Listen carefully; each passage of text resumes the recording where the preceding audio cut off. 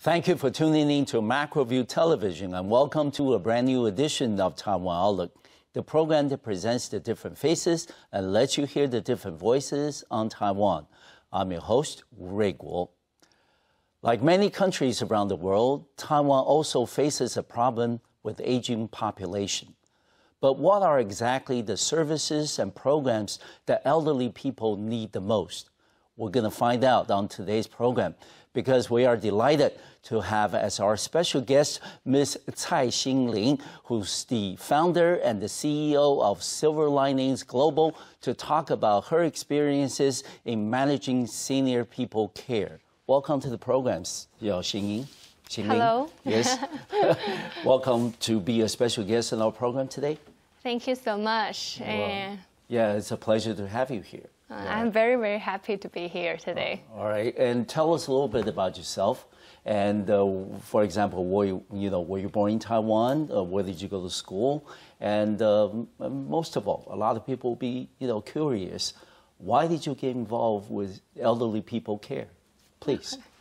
Hello, everyone. My name is Hsin-Ling, and I was actually born in Taipei.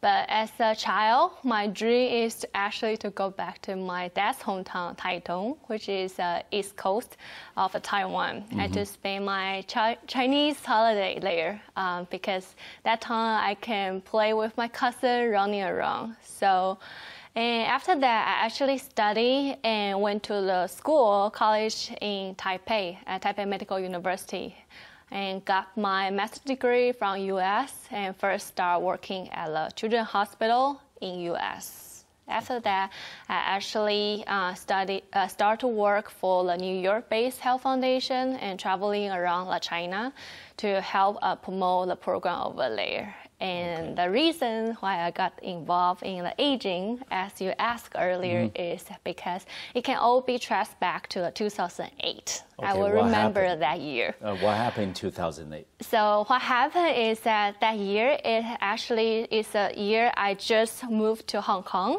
Okay. And I don't know anybody there, and I just want to know more of the community over there. So I signed up the summit called the Social Enterprise Summit. Okay. I went there, and as a Taiwanese, naturally I will try to find a speaker from Taiwan. Okay. And as you know, Hong Kong is very good at hosting all those international conferences. So there are people from US, from UK, from different European countries.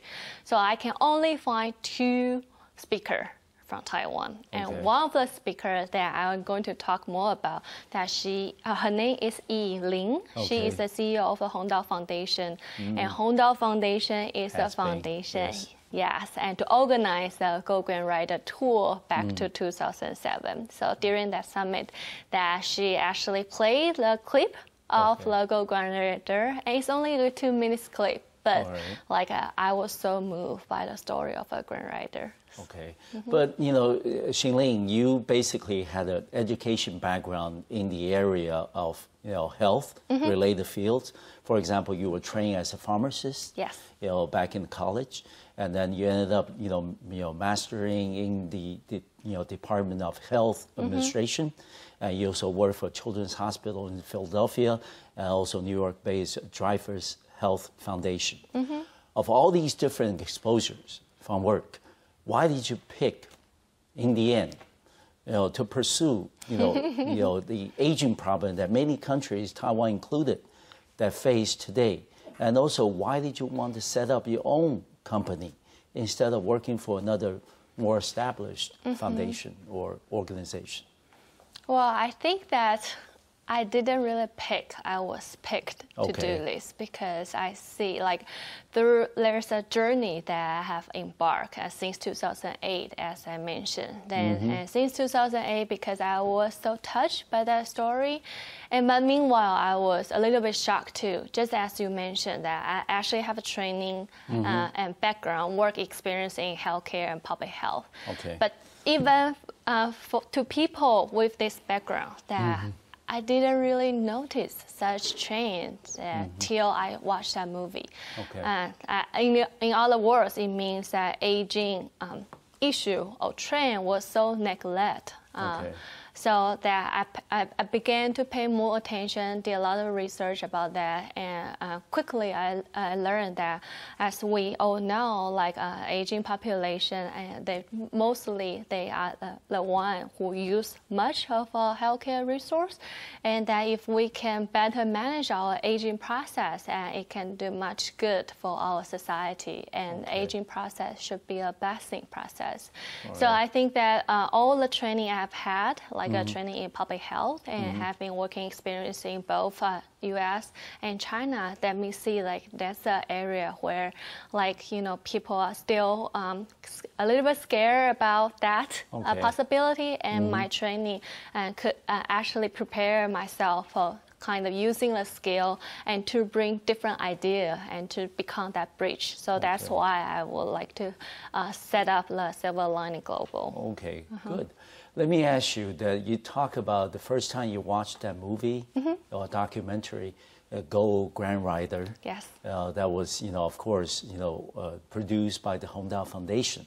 I remember having a representative from the foundation on our program too. That was many years ago. But we also talk about that documentary.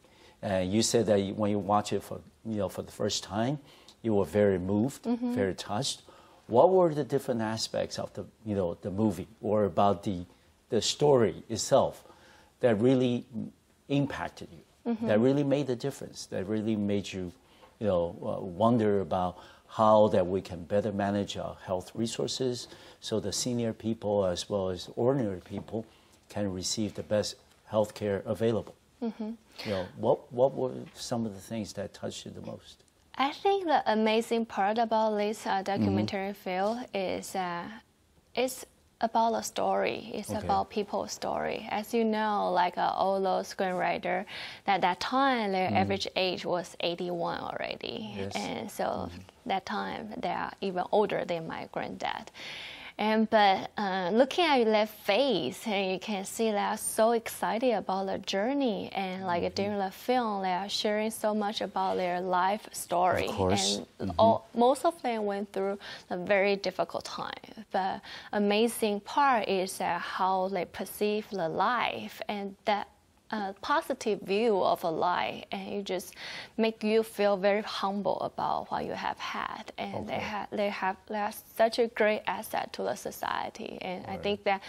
But I think the film is about the story, so you don't feel like they are trying to teach you the lesson. They are just people's story, and you feel like they are probably just ordinary people like we are, and like, the people we meet when we buy the breakfast. But those ordinary people have an amazing story. I think that's the part that I felt touched the most. All right. We also learned that in the year 2013, 2 years ago, you went with the Grand Riders to the U.S. You tell us a little bit about that tour.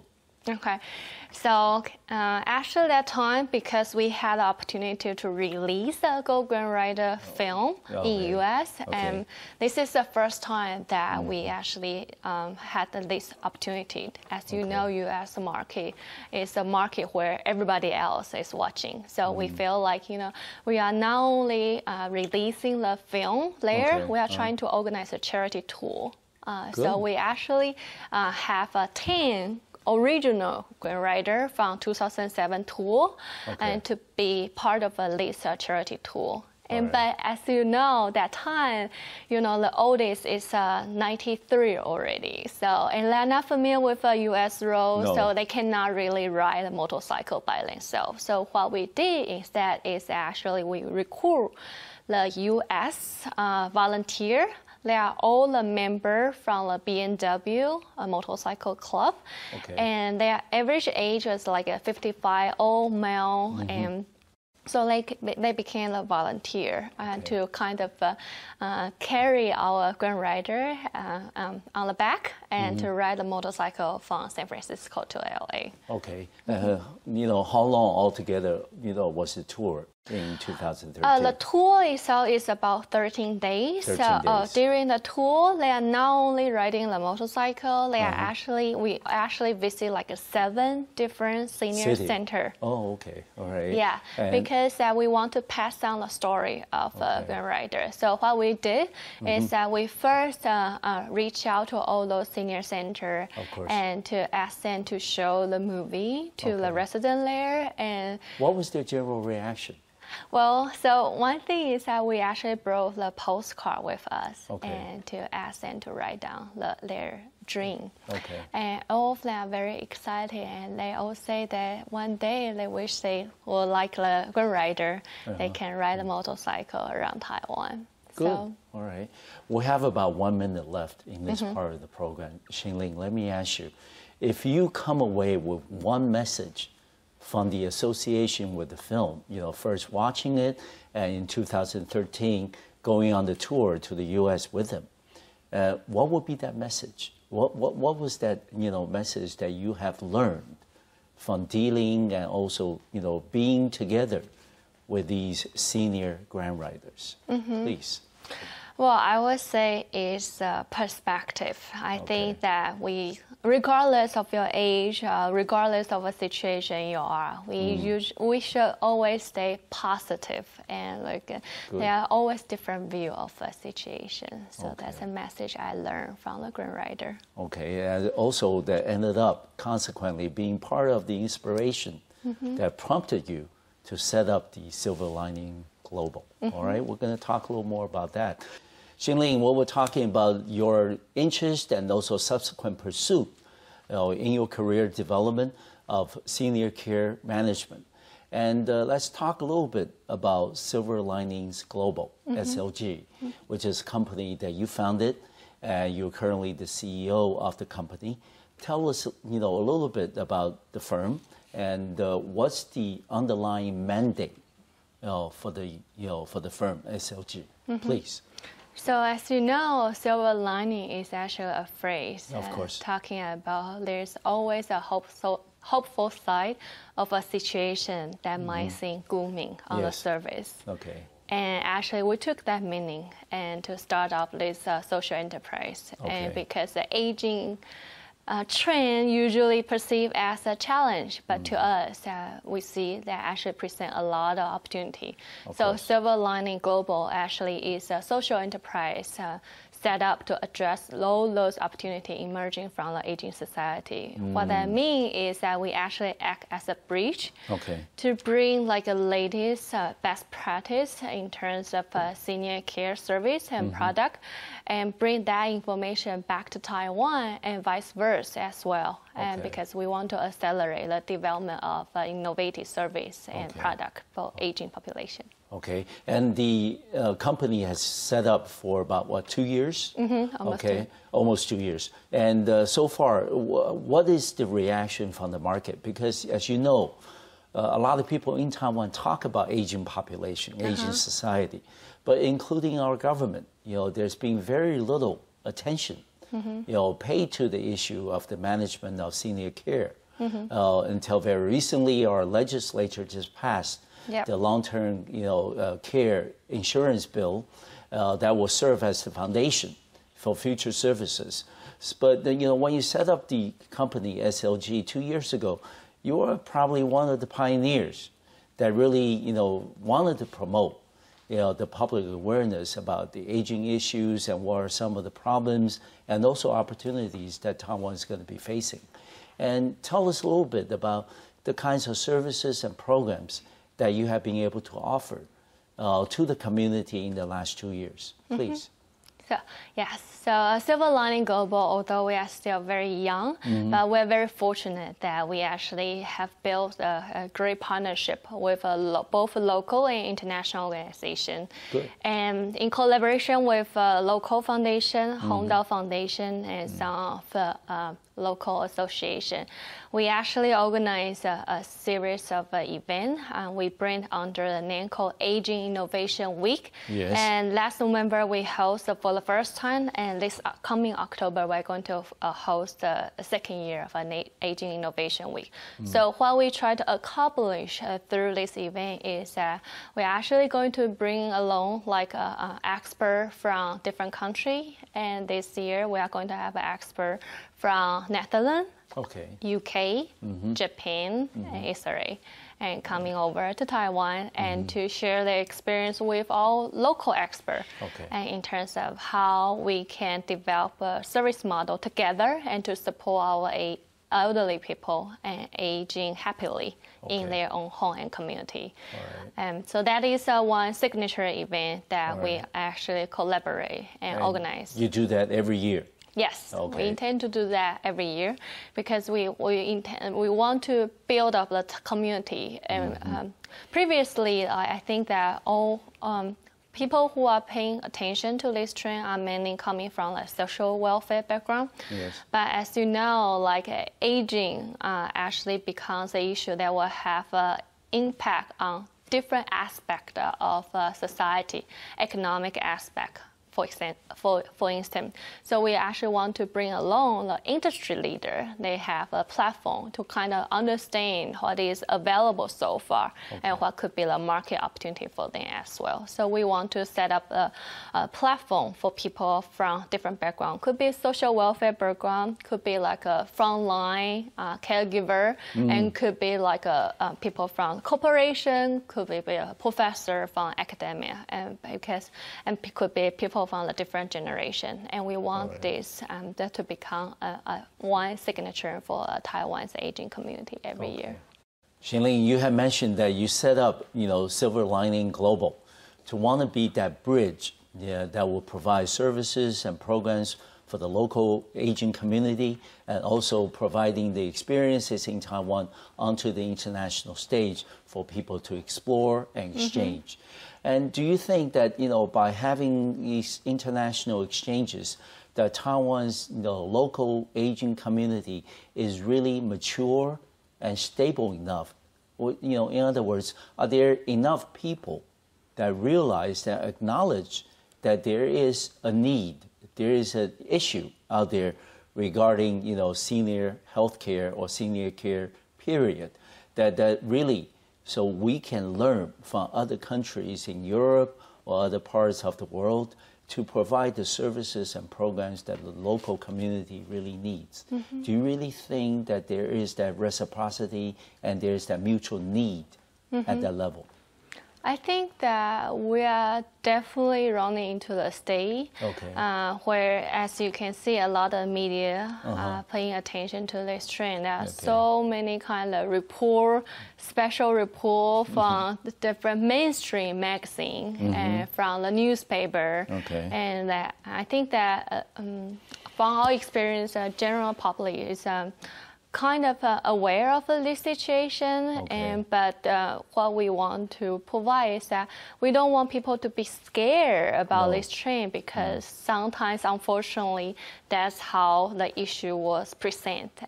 There is we are talking about we are going to have a shrinking a workforce.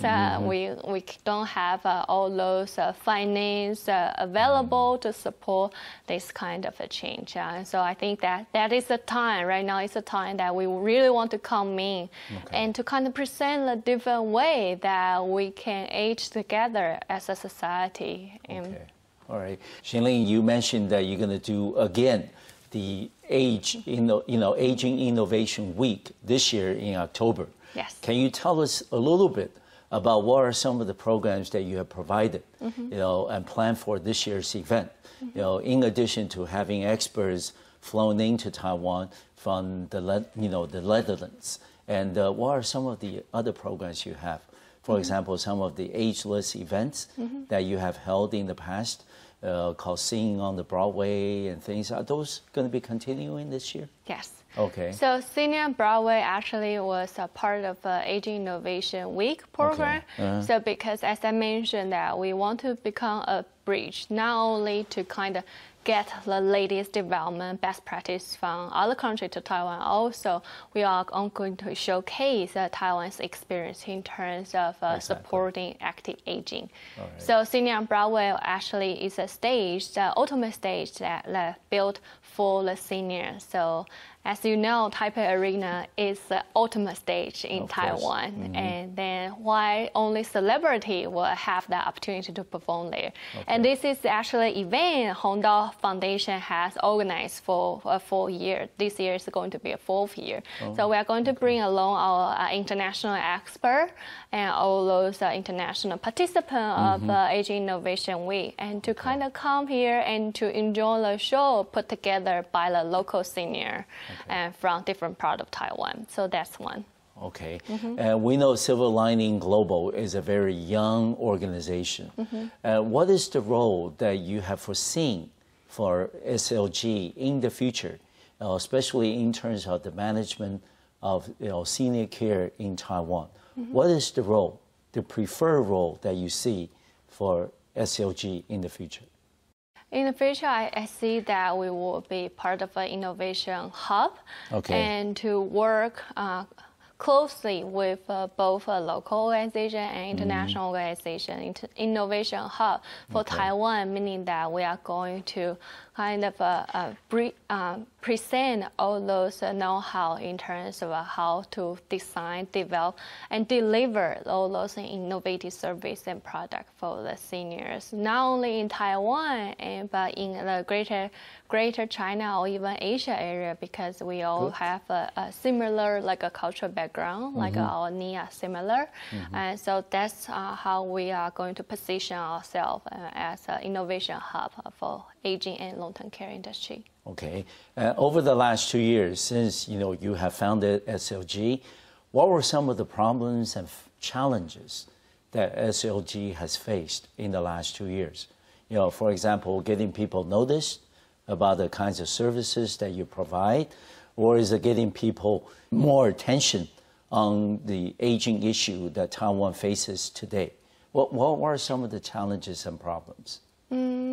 I would say, usually for a new enterprise, either a social enterprise or the business, I think the most time, marketing is a challenge to get your brand out. Okay.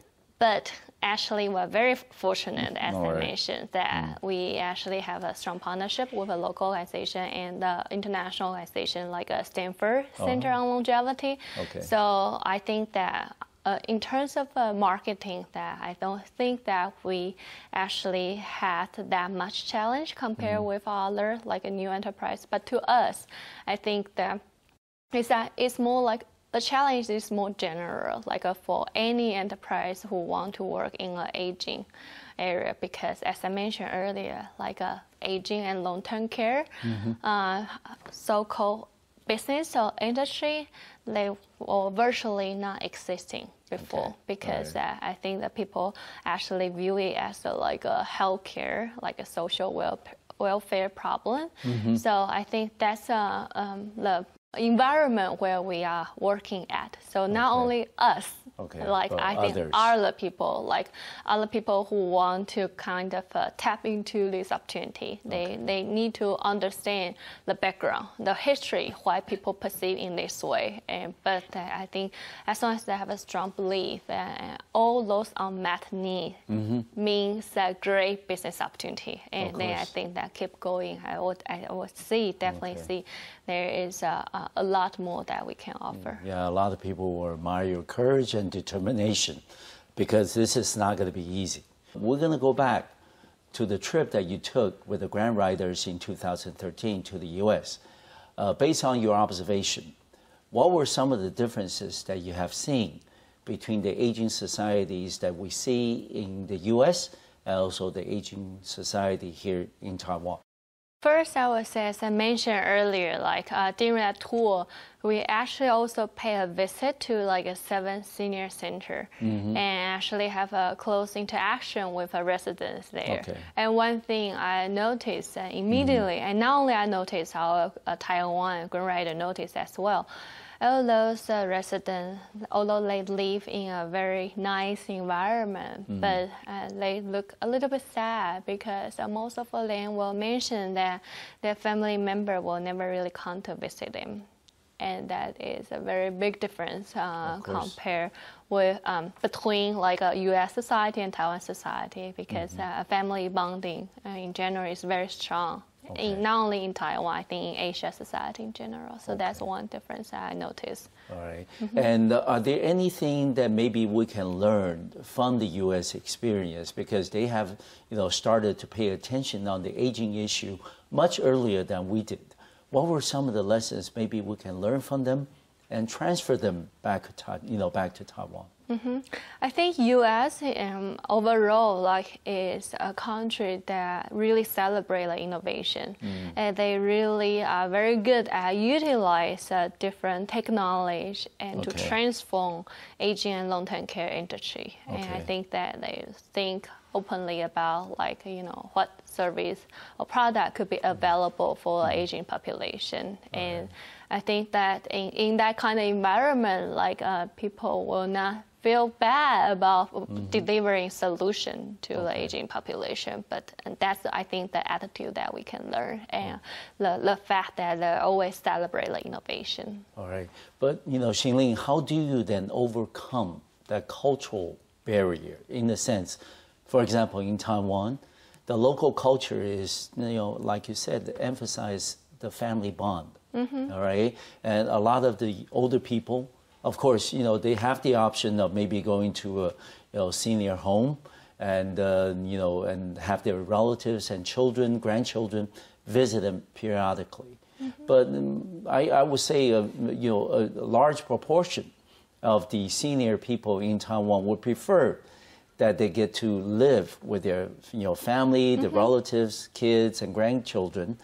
And then instead of being sent away to a senior home, senior care center, how do you then overcome that cultural barrier? Because it's probably the preferred option in the U.S., but it's not necessarily the case in Taiwan.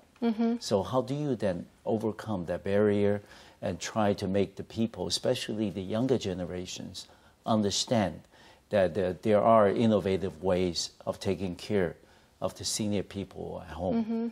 Actually, SLG, we strongly believe that everyone, their dream is to live in their own home and a community in the later stage of their life. And I think, but in order to achieve that, we know that we have a different kind of service model available to kind of support all those seniors who may not be able to carry on all those daily activity by themselves, shopping, for example, and going bathing. To the doctor, yes, but that doesn't mean they need to go stay in the institution. They just need to have some help.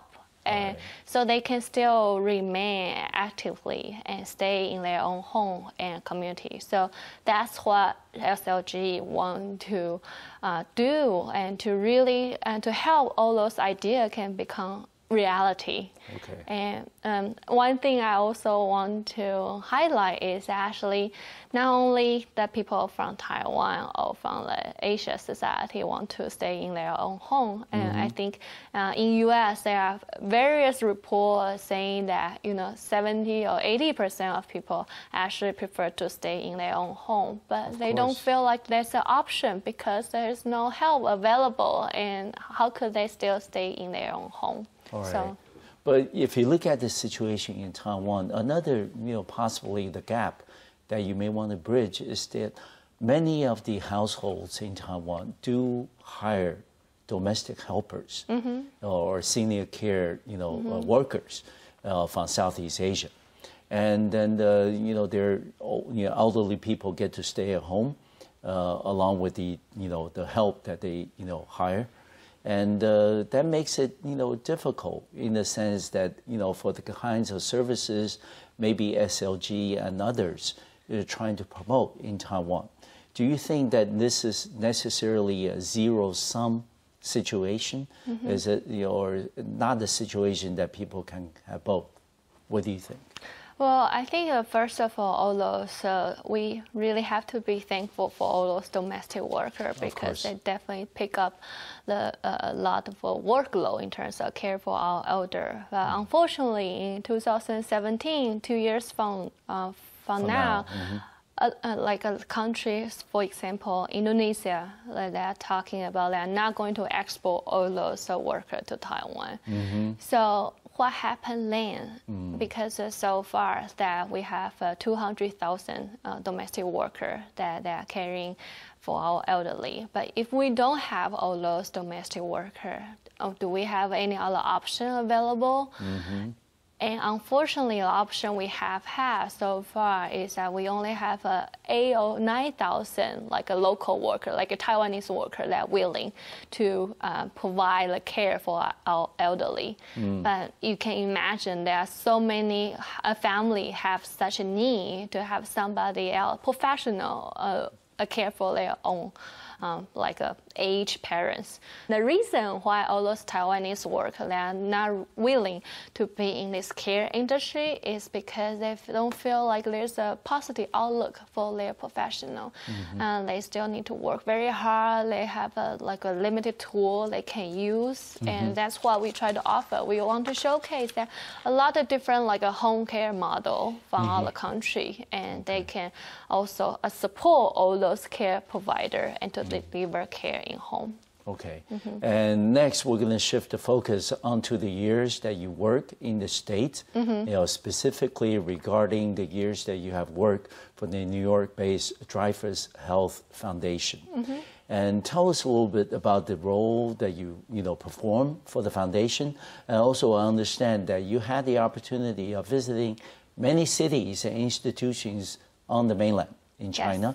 And did that experience subsequently help you in terms of reinforcing your commitment to the provision of senior care in Taiwan?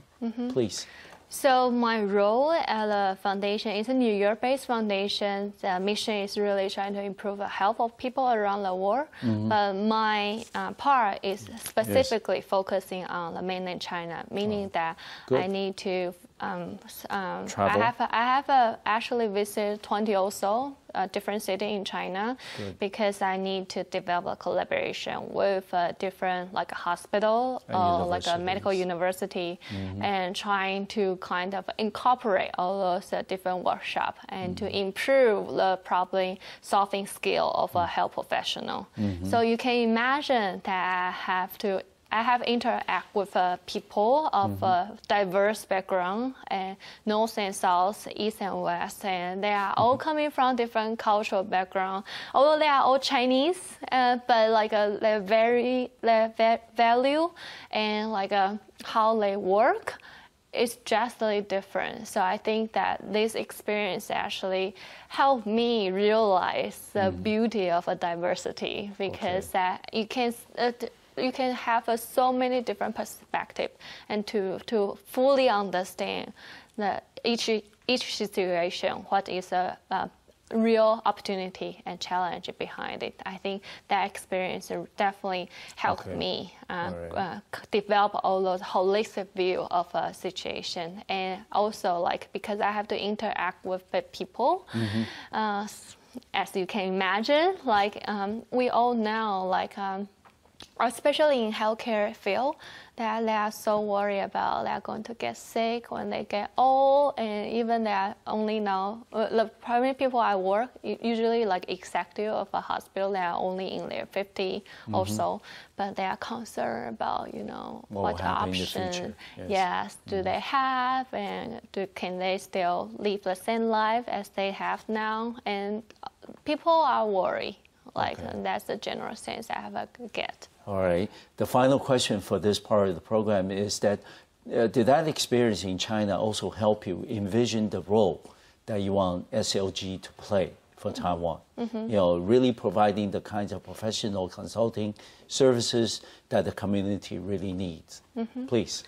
Well, I think that as Taiwanese, and I have a training in Taiwan as well as a pharmacist, I definitely see that Taiwan society, especially healthcare and public health related, we have so much to offer. Okay. And because we are very fortunate, we have a stable society, and then all those human touch, and how much care we actually include in all the service we deliver. So I think that's so much that Taiwan can offer. But unfortunately, that sometimes we didn't really see we are that equipped position to offer.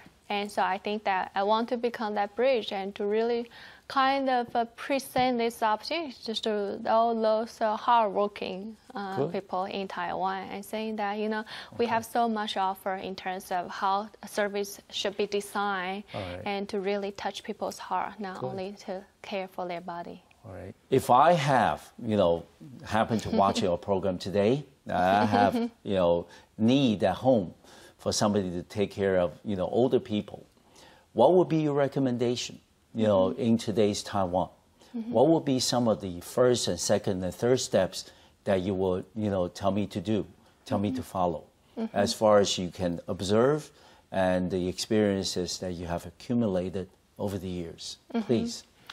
I think that first, actually there are a lot of local groups that delivers a great program, and I will first recommend that all those active aging programs available. For example, the Senior Broadway show I was talking about, that basically like a community group, they can sign up and they can practice, and they can then earn the opportunity to stay at the Taipei Arena to perform.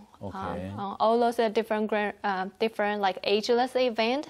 I was talking about, we still have a Grand Rider event, and because we really want to kind of engage people in all the different more like a fun event, like all designed for like not as senior people, and they can still have a different platform to fulfill their dream, and that's one.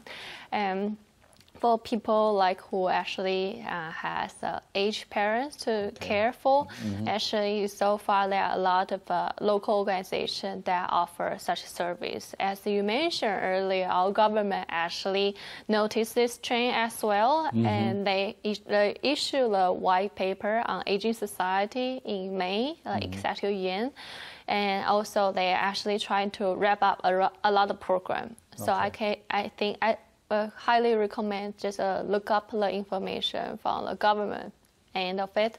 You can see a lot of different programs, and school program, like if you are interested in learning, and I think they're available there as well. And but one thing I have to also mention is that because SLG also organizes a bi-monthly like networking event, that we are also trying to kind of build up the community like for people from different background. A lot of time we have people in their 50s coming over. They're all professional. They feel like they may plan to retire soon, but they still have so much to offer. So like I recommend them and to join our event, because there are so many different roles they can play, and to offer their consultancy and professional advice for all those different teams who are interested in developing a new service and product in aging industry. And let's also suppose that I happen to be watching the program today, and I listened to you, and that I was very impressed. And then I decided to follow your footsteps and also make a commitment in my choice of career to be a senior care professional. And what would be your recommendation to them? Especially people still in college, who are thinking about, hey, what am I going to do after graduation? What would be your recommendation to them if they are interested in senior care management field? So previously, you will think that the option they have, the only option they have is to become the direct care provider, but not anymore. This year, Silver Lining Global actually formalized our collaboration with Stanford Center on Longevity, and we are going to introduce a design challenge and to launch that in Taipei, Taiwan. So what I mean is that when Stanford Center on Longevity designed this challenge, they really want to engage younger generation and to tap into their creativity and to develop innovative service and product to improve the quality of life of older adults. So if you fit into that category, younger generation student, that please sign up for the design challenge for this year, because the winning team from the challenge in Taiwan are going to get opportunity to present in Stanford next spring. So that time you are going to interact with all of the international team and particularly present to all those like a VC, like also like aging industry leaders in U.S. and they could help you to make sure like market your service and product. So that would be a good opportunity for younger generation and to get involved. Okay, and Hsin-Ling, we understand that Taiwan is still in the transition stage. That people are now starting to pay more attention about the aging problem, but do you think our healthcare for the senior is really at the mature stage? Is it really stable? Is it something that's going to continue to grow as our society ages? And do you think we have enough resources devoted to the provision of senior care for Taiwan? What do you think? As you mentioned earlier, as you know, Taiwan is one of the fastest aging countries in the world. So that means that we are definitely in the process of developing our service available for our aging population. But as I mentioned earlier, a key stakeholder like a government or like a key service provider in Taiwan, they recognize this need. So you mentioned earlier, the government actually already passed on the legislature that we are going to have a long-term care law. Insurance, yes. And it's anticipated that we're going to have insurance in 2 years. So if you only look into the budget, that is going to be 5 times big as what we have now. And so meaning that we're in a developing process. So again, that is a great opportunity like for people who really want to kind of develop their career in the aging area. There are so many things that you can offer as a service provider or product provider. Okay. And do you think the newly enacted, the long-term health insurance or legislation is really the first step as to make Taiwan's, domestic environment a lot more mature and stable for the provision of senior care? Or is it going to be the final step? You're talking about the budget, the resources that we're going to be devoting in this field is going to be 5 times as big. So do you think that maybe in the future that this is how big the market is going to be, and we're not likely to see more innovation or more, resources committed, to this field, even though as Taiwan continues to age, that the people are not going to pay any more additional attention or resources to this area, to this problem. Do you think this is still an ongoing process because we need to make the environment a lot more mature and stable? Well, I think you are more experienced in this way. The reason why I say is because public education takes time. Of course. But I think we all know, like, it's coming. Okay. It's like there is no other way we cannot escape from this train. But it will take time for people kind of sink in that information and to see, okay, that's just a reality we're going to face in. And we only have 2 options. We can face it in a positive way or face it with so much fear. I think that once, I think the media, even with the media, I think now you can see some like a positive article about like aging can be graceful. graceful process. Of course. And I think that once people change their perspective, then naturally they are demanding more in terms of what kind of service should be available. And I think once you have a demand, it's like a natural law that, and you, of course, you will have more people like to be willing to become the supplier side of it. Okay. And the final question I have for you before the program ends today is that you have been a healthcare administrator and now you are entrepreneur, starting your own business for the last 2 years. And which role did you enjoy the best, the better? And if you have the choice, the option of doing things over again, would you have done the same thing? Well, I think, no doubt. I think that, as I said, I think I was kind of given the opportunity to embark on the journey where I'm leading now. And I think that I am prepared for doing this. So I'm very grateful for all those help or inspiration that I have so far. But there's no glamorous about entrepreneur. I think that it's about the belief. I really believe that that is what society is needing, and I can play some small role. And when I do so, I think quickly you see a lot of people, they share my view. So I think Silver Lining Global is not only an entity. I think that you also kind of a face of a different, like a young, a new group. They see the aging as opportunity, and they are starting up providing the new service and product for that. Thank you very much, Hsin-Ling, for being a special guest on our program today. Certainly want to wish you all the best in all your professional and personal endeavors in the future. Thank you. Thank you so much. Okay. Thank you for watching our program today. I'll see you next time on MacroView Television. Thank you.